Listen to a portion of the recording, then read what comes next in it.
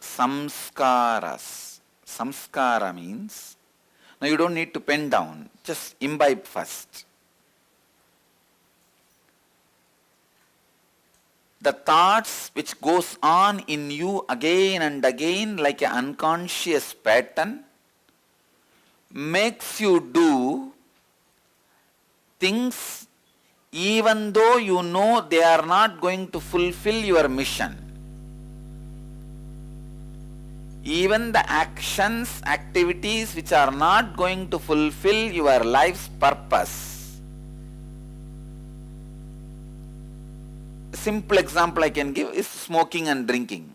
You know the habit of smoking not only is not going to fulfill your mission, it is not going to allow you to remain healthy to fulfill your mission.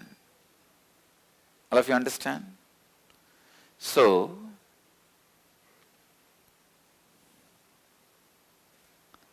fulfilling your mission, fulfilling your life's purpose, main thing you need to understand, please.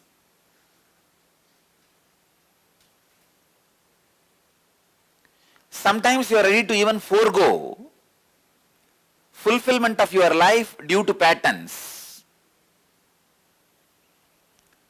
Samskaras. I think all of you are able to understand the concept samskaras. Thoughts, ideas, which stays inside you, makes you do many actions, even if you know it will not fulfill your life. That is patterns, samskaras. Second step, second important thing you need to know. These patterns remain in you at different level. Some are like a liquid, easy to handle. Just the habit of coffee. Some are like solid, like frozen ice, difficult to break, like habit of drinking. There are some which are impossible to break. They have become like ice stone. That constant agitation, that kind of patterns you can see. They become like ice stone inside you. When a pattern starts in your life, for example, you start smoking at the beginning level. You may smoke 3-4 cigarettes a day, very royal, just not as addiction, but just to show you are a hero. I have seen one of my own master, great yogi, his name is Ram Surat Kumar. His samadhi is here. This yogi, great yogi, he will smoke very royally.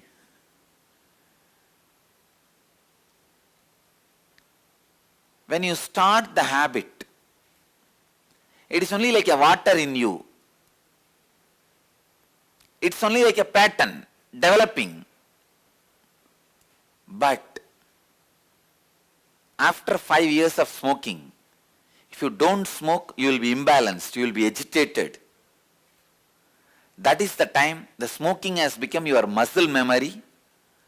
Now it is like a frozen ice. Water is frozen like ice. If you don't act, your body, your mind will be disturbed. You will be agitated, restless.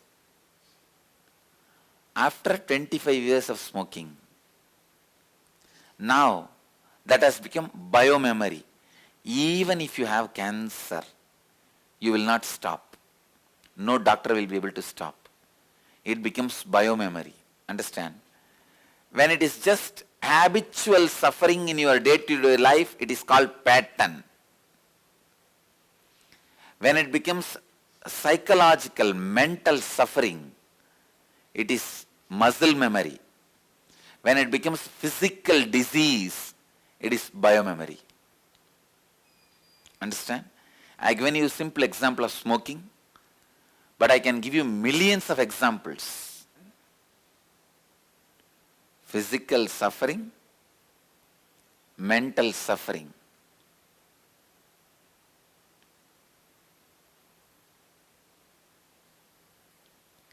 When it is pattern, it's in the initial level. When it becomes mental suffering, it's a muscle memory. When it becomes physical suffering, it becomes biomemory. Samskaras, engrams, originate from the conditioning and the personal experiences you carry.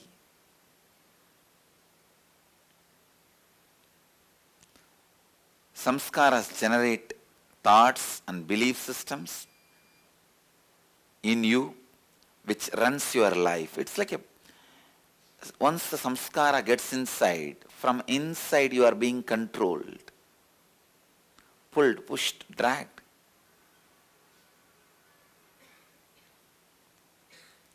I can give you an example. In India, how we term the elephants. India is a country terms largest number of elephants. Even though elephants are there in Africa and all, the art of taming the elephants and using them like a pet. If you go to Kerala, a lot of houses will have their own pet, one elephant. Any of you are from Kerala? Then you know. Lot of houses, they will have the elephant as a pet. In India, we mastered the science of taming the elephants and keeping them like a pet. In every temple in south, whether it's a Karnataka, Andhra, Tamil Nadu, you go, you will see an elephant. You will see an elephant in every temple. If you see how they term the elephant, when it's a small baby, they will tie a rope strong enough to bind the elephant. So that baby will try its best to break the rope.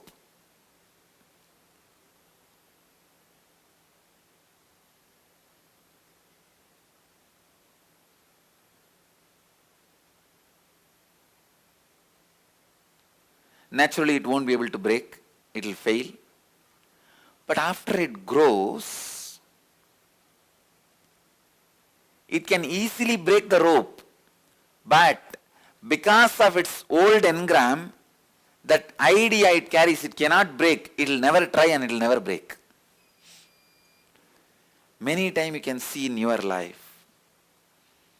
When you are a child, if your mother says, don't go in the rains, you will catch cold. After you grow, 25 years after, even though your immune system is very strong now, can handle anything, not only you will not go in the rain, even if you see raining through window, you will start sneezing.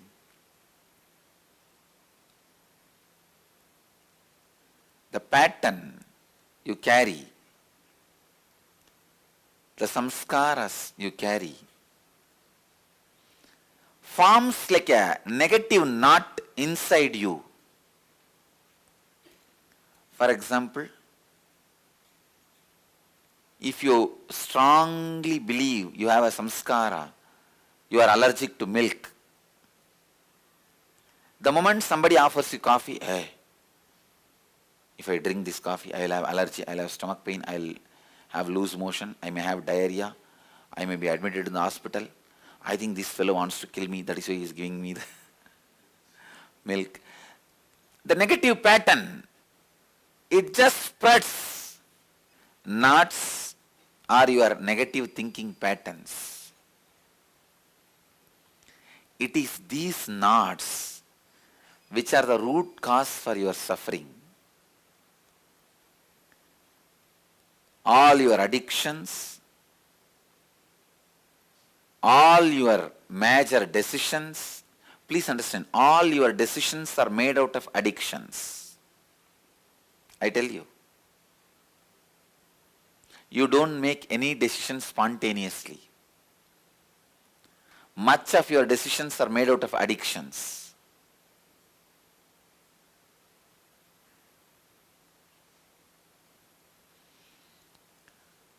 When you are agitated, even if a big business offer comes, hey, get lost, I don't need any of this. Your one get lost can make your whole life poor. Sometimes.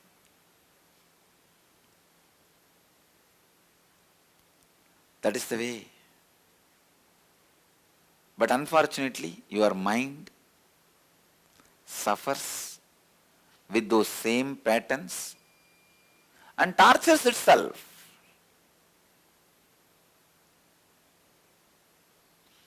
This whole 21-day program is all about reprogramming all levels of your samskaras, whether it is a pattern level or muscle memory level or biomemory level. In all three levels, reprogramming your biomemory, your samskaras is the purpose of this program. If you just understand the simple few things, you can make the whole program successful very easily for you, very quickly for you. You can catch it very quickly. If you have a simple feeling connection, please understand.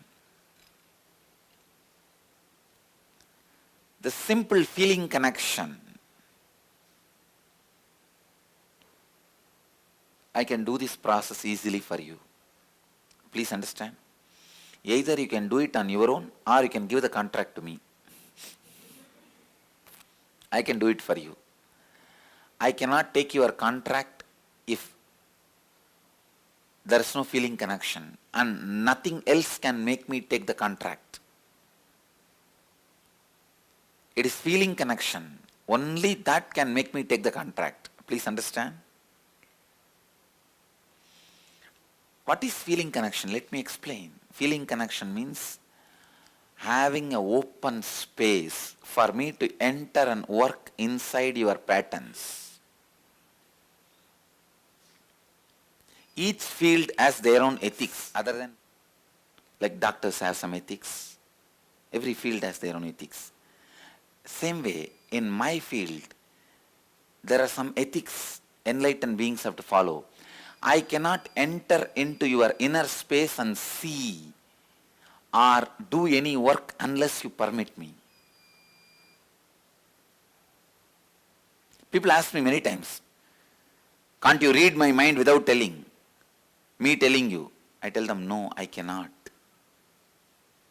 As ethics, I am bound.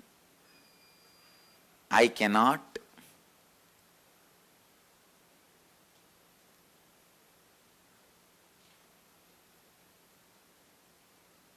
Look into your inner space unless you request me to.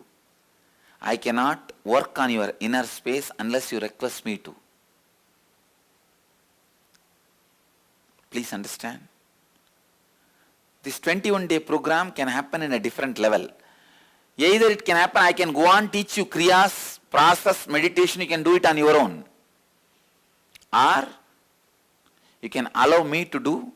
That can take away almost 80% of your work. Allowing me to do needs one prerequisite, a strong feeling connection, trust. Without that, I can act as I can play the role of a teacher, guru. But when there is a feeling connection, I can play much bigger role. I can just bulldoze and demolish the patterns you carry, which you will take some 25, 30 years to work on and on and on. I can just put few detonators. The initiation is what I call detonators. I can just put few detonators and bombard the whole thing.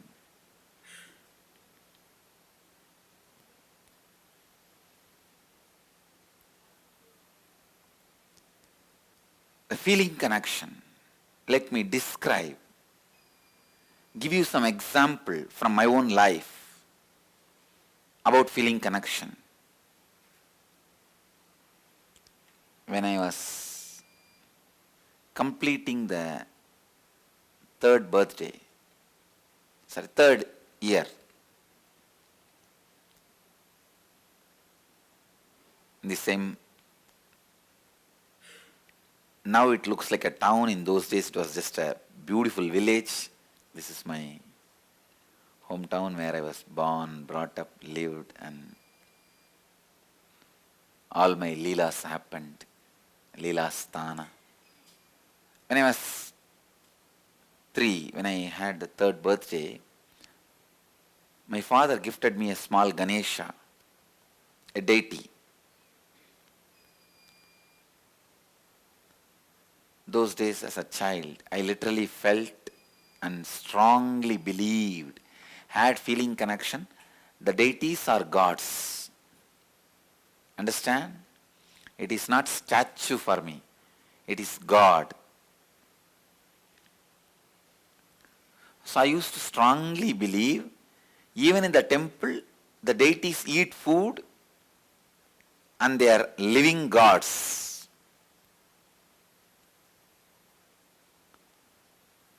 When I was given this small deity of Ganesha, Ganesha is the son of Shiva. If you are new to Hinduism, I will introduce. Shiva is the largest worshipped god in Hindu tradition. He is supposed to be the head of the pantheon of gods in Hindu tradition. Hindu tradition has something like a 33 crore gods. And I believe that was the population in those days. Each one can have your own personalized, customized god. That's the freedom Hinduism gave for everybody. And Mahadeva, Shiva is supposed to be the head, lord of all the gods, and Ganesha is the first son of Shiva. And I was given the deity of Ganesha, a small deity. I started playing with it, living with it, just like Barbie doll. When you give a Barbie doll to your kids, how they clothe it and bathe it and literally live with it. Morning when I wake up, I'll wake him up from my bed. When I brush my teeth, I'll brush him also. You can still see the deity with a lot of scratches in this area. It's all my brushing. I'll try to brush him with my toothbrush, and when I take bath, I'll give him bath. When I put clothes, I'll give him also clothes and the ashes and the sandal paste, everything. And when I eat, I'll try to make him eat. Of course, food won't go inside, but I'll put the food in the mouth until I eat. You are not eating properly. If you don't eat, you will not grow. Whatever my mother tells me, I used to tell him. And I literally lived with him. Then, of course, in those days, kids will go to school only at the age of 6, so no school. But I'll play with him. He's my playmate. Night when I go to sleep, I'll put him next to my bed. So usually I'll sleep with my mother. My mother will be this side. I'll put him this side and tell, you sleep with your mother, I'll sleep with my mother. And one day I went to the temple. In the temple every day you will see some elderly person will be coming and sitting and telling some story in the temple. There will be some discourse, some satsang, some pravachan. It's a regular lifestyle in this city. Every day somebody will be talking in the temple, giving some discourses, satsangs. One elderly person, he was telling us some story. He was telling a story about how Ganesha ate the food when a saint offered. Let me tell you the story only, then you will understand the whole background completely. There was a elderly man in a village. He used to do temple worship every day to Ganesha. One day he was sick, he did not go to the worship. He sent his son. The son went and offered the food to the Ganesha as usual, but Ganesha did not eat as usual. But this child thought Ganesha usually used to eat. So he forced Ganesha, you please eat, otherwise my father will scold me. Why are you not eating? But Ganesha did not eat. Then this child started hitting his head on the temple wall, saying that if you don't eat, I will commit suicide because my father will scold me, he will not allow me to live. You eat. When the child was trying to commit suicide, Ganesha appeared and stopped the child and ate the food. It's a story. A great saint story. And that child became a great saint. When I heard that story, I was shocked. Suddenly, I felt, then why is this, my Ganesha is not eating? I am being cheated. I ran to the house back. My family used to live just near the temple. I ran to the house back from the temple because I was listening to the story from the temple. Ran to the house back and caught hold of my Ganesha and told him, you have to eat. I tried all my storytelling, everything to Ganesha. He did not budge, he did not eat. Next day I was sitting and thinking, what to do? This guy is not eating. By now I developed the idea is now my Ganesha is adamant. So I was brought up in a large giant family where more than 20-25 kids have grown up together. It's almost like a small nursery. In the house, if somebody doesn't eat, my grandmother will threaten them. I'll throw you in the well. Center of the house used to be a huge well. The house I was born and brought up is almost like 80,000 square feet. I'll show you guys. From this street to that street. And this side to that side. Single house, that size. And still there are bits remain in the same way, same old way. The house is almost 300 years old. Center of the house there used to be a well. The grandmother will shout, if you don't eat, I'll throw you in the well. That is the idea clicked with me. I told Ganesha, if you don't eat, I will throw you in the well. Habits. So I started threatening my Ganesha, if you don't eat, I'll put you in the well. So I took up that bucket in which they fetch the water and put the Ganesha and lowered him to the water level. From here I started shouting, hey, eat, otherwise I'll put you in the well. Suddenly I remembered, maybe now he has changed his mind, but I have not put the food inside. So I took him out, put the food and put him, then lowered the bucket to the water level. In that level, I'll move the rope and tell, hey, now eat, otherwise I will drop you in the well. Of course, he was not budging. I also did not have the courage to drop him in the well because he is too much for me. He means really a lot for me. He is my friend, everything. My companion, for play and everything. Of course, he did not budge for that also, he did not eat. Then I had the thought, maybe the food he doesn't like my mother's cooking. So I went to the temple, asked the temple priest, whatever they are offering, the same food. They gave the same food. I brought to the house the same food and told him, now you eat. He did not budge.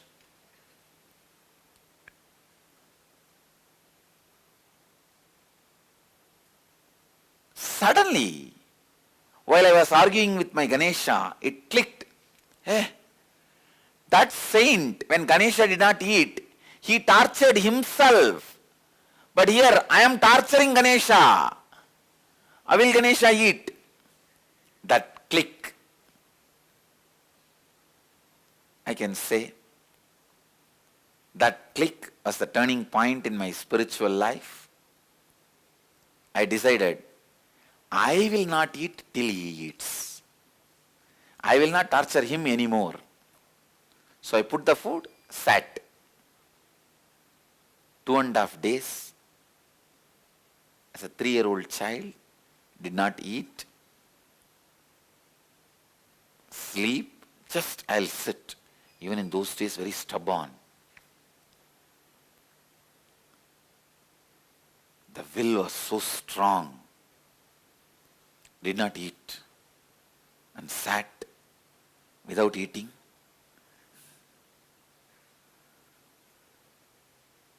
It was a very strong experience. I could see very clearly Ganesha appearing, and I fell into a kind of a altered state of consciousness. I could see very clearly Ganesha ate. When I opened my eyes, the plate was empty.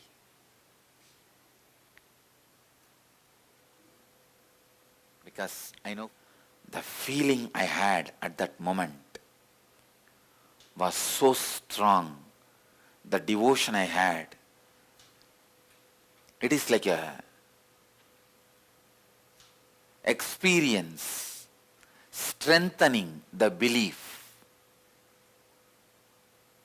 Faith was transformed as trust.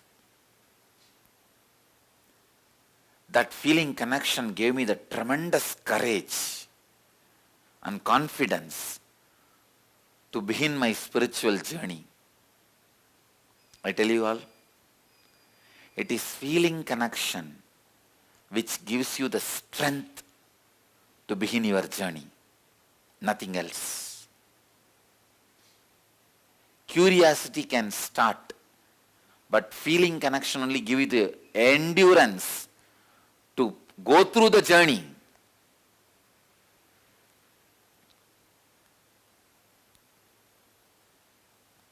The deep feeling connection.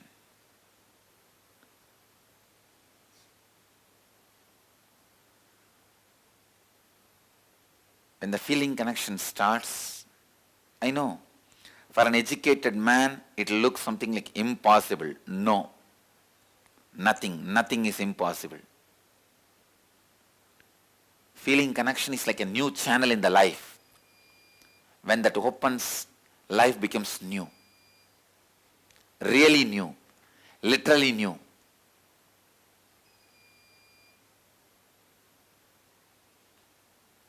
When that closes, life becomes dead. So many of my devotees ask me, Swamiji, why these ex-devotees, they put on weight, so much depressed? Even if you know any of the ex-devotees, see them. How they put on weight, lose health, lose grace in the face. Face becomes dull, dead. Because feeling connection is a new channel opens in your life. When you lose that, big wealth is lost in your life. I tell you. I'll give up anything in my life other than feeling connection. Feeling connection with the ultimate. Whatever you see as ultimate in your life, if you see God is the ultimate experience happened in your life, have feeling connection with that. If you see Guru is the ultimate experience happened in your life, have feeling connection with that. If you have feeling connection with anyone, that's enough. Always when you have feeling connection with anyone, other also appears in your life. If you have a strong feeling connection with God, He appears in your life as Guru. If you have strong feeling connection with Guru, He makes you experience God.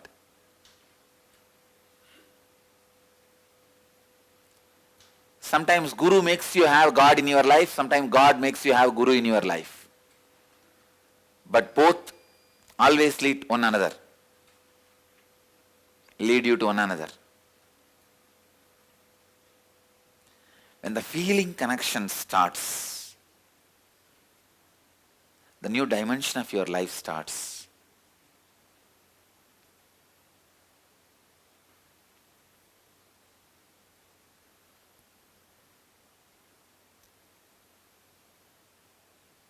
Even now, while I am doing Nirahara Samyama, you see last, I think 40 days or maybe, I don't know, 2 months from last inner awakening, maybe 2 months, I did not eat. Only last few days, once in a while, some prasadam I started taking, and that also not regularly. Even now, I tell you, if the body feels like it needs something, just if I repeat just this 2 letters, Shiva, Shiva, that's all. That feeling connection is so much.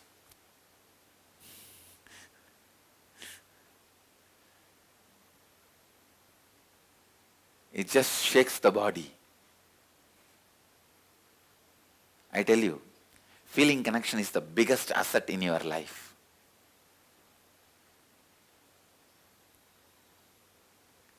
If you can open yourself with the feeling connection, you don't even need to feel like, oh, I am not able to. No. How much ever you can, that's enough. Then I'll enter and start my job. Once I start my job, the feeling connection will increase. Because my journey started with Ganesha, it has become successful. Anything starts with Ganesha, becomes successful. It started properly with Ganesha, it has become successful. Feeling connection is one of the ultimate wealth.